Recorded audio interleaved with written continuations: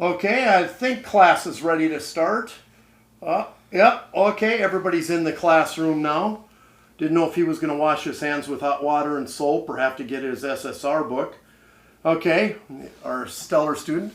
Hello, guys. I hope you had a great Easter, and I hope you prayed for me because you remember I need all the prayers I can get. I thought Zika was bad, but this is something else. We're starting our new unit this week. To give you an outline, you have notes today, Wednesday. You have notes on another video Thursday. Friday, you're going to have your news quiz with answers and questions, 10, submitted at 1 o'clock Friday. And then Monday, you're going to have the history test on this new unit that we're starting. With that... So, Mr. Klein, Tuesday, what are we doing? Tuesday, we're going to be looking at a video on Byzantium and then starting our new unit on Islam. Okay, so with that, if you remember where we left off, I'm looking and thinking someone would know what leader did we last talk about? Oh, I see hands up all over the place. Chloe, Josie, Samuel, oh, okay, you guys are all right. I see Kaylor over here, peeing it looks like. Constantine is the one that we left off with, the emperor. If you remember, 330 AD, he was victorious in Rome and expanded the empire, and he renamed Byzantium Constantinople in 330 AD. This is what starts what we call the Byzantine Empire, named after, of course, Byzantium. Okay, where is it? What's going on? If we have our map, you can pretend we have our map, our big world map, and Turkey, modern-day Turkey, which would be Persia and that region, the Ottoman Empire, for those of you that are history geeks. Colby's like, yeah, I know. We look at that region, and that's the demarcation line that we call between Europe, Asia, the East, and the West, the Black Sea, the Mediterranean world. Istanbul, Byzantium, Constantinople is actually on what we call an isthmus, okay? A little skinny isthmus and then a peninsula jetting out. And this region is very, very significant because Constantine wanted to rule from the east. Why? The east is where the power is. That is where the new trade routes are. That's where Alexander the Great, if you remember, recognized that.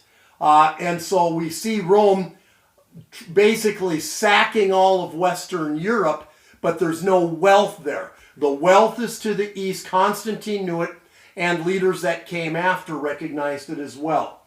Okay, we now through the last couple hundred years see something transition, and that is power, the rule, and we're going to call it absolute power.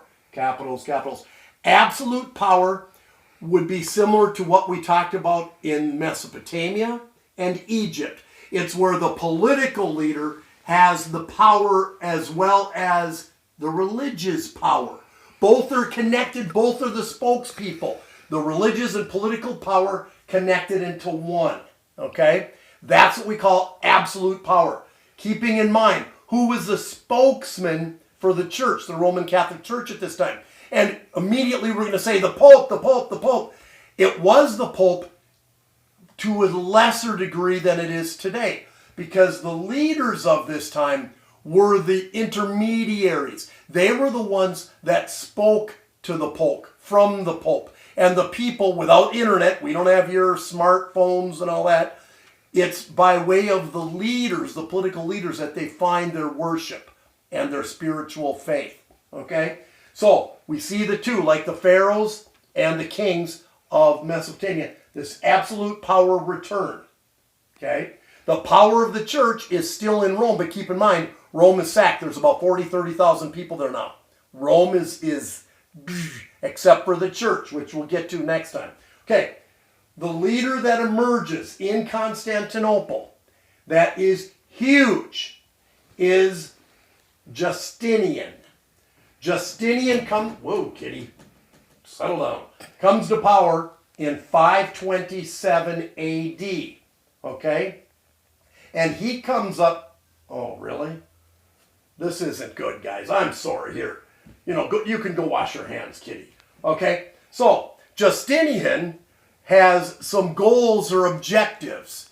And when we look at this, two different leaders should come to mind. Rafe, what's one leader that comes to mind where the leader has goals for the ruling and the people? Wait, what are you saying? What? I can't get it quite. A pharaoh? No, sorry, Rafe, you're not right now. No. Anybody else? Bryson, Clayton, Motts, anybody? Anybody? Trinity, what'd you say? Oh, Pericles, very good. Guys, do you remember in Greece, Pericles had goals outlined for Athens. Oh, and what's the other one? We just studied it. Augustus. Yes, Octavian did. Now we see Justinian. He has 3 goals in the Byzantine Empire. Justinian's the man in the Byzantine Empire. 1, he wants to reconquer lands that were at one time Rome's. He wants to expand the territory of the Byzantine Empire and reconquer those lands that were sacked by Attila the Hun, all the Germanic tribes that we talked about. He wants to reconquer those. Okay? Rome had approximately 40,000 square miles. Justinian wants to conquer over 300,000 square miles. That's a huge goal, especially when we start to see these Germanic tribes start to go down. Number 2, he wants to simplify the laws. And he comes up with what? His Code of Justinian. Oh, this is a good Evan question. Evan, have we ever heard of the code of someone before? What do you think, Bo? You should know this. Come on, Bo. Step up, man. You can do it. Think. What is it, Bo? Yes, you're right. It's a code of Hammurabi. Here we see a similar thing with Justinian because he wants to make his conquered lands under one rule. And the other thing he does that, he learns from Pericles. He learns from Augustus. Okay, Justinian, Byzantine Empire, after Constantine. He goes on a massive building program.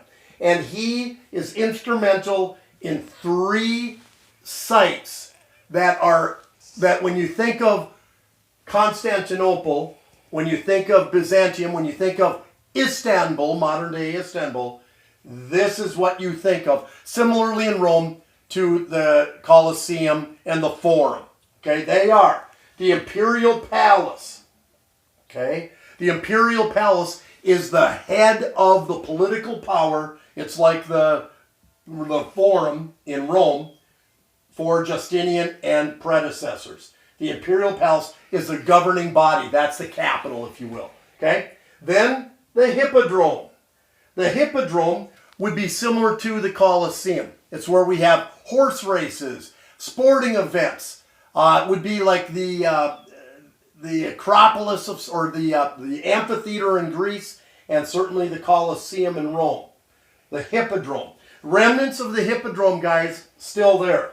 And then, arguably the most famous, it's one of the wonders of the world, it's the Hagia Sophia.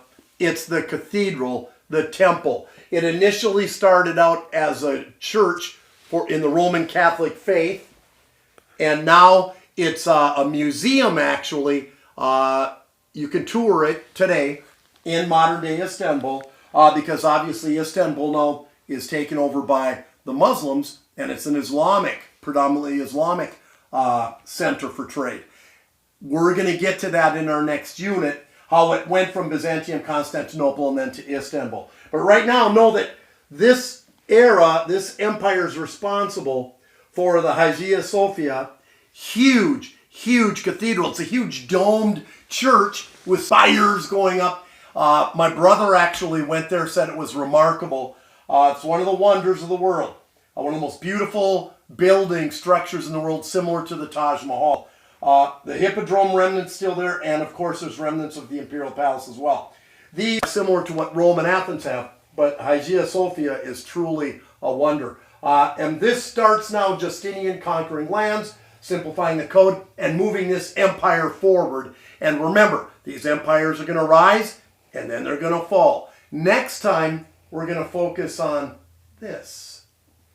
The absolute power, because, wait a minute, is Justinian actually a spokesperson? Are the leaders of this empire actually the mouthpieces for the Roman Catholic Church, or is it truly the Pope?